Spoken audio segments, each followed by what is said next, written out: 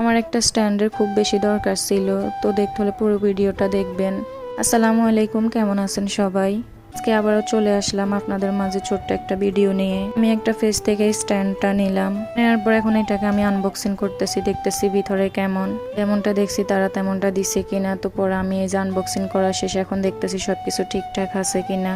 পরে খুলে দেখলাম যে না, সবকিছুই ঠিক আছে, যেমনটা চাইছি ঠিক তেমনটাই পাইছি। আলহামদুলিল্লাহ, খুব ভালো প্রোডাক্ট দিছে তারা। এটার আমার খুব বেশি দরকার ছিল ভিডিও করার জন্য। এগুলো দিয়ে ভিডিও করলে অনেক সুন্দর আসে ভিডিও, বা সুন্দরভাবে করা যায়। পরে দেখতে দেখতে এখন আমি একটু সেট করে নিতেছি যে সবকিছু ঠিকঠাক আছে কিনা। এই যে আমি এটার সাথে সেট করে নিতেছি।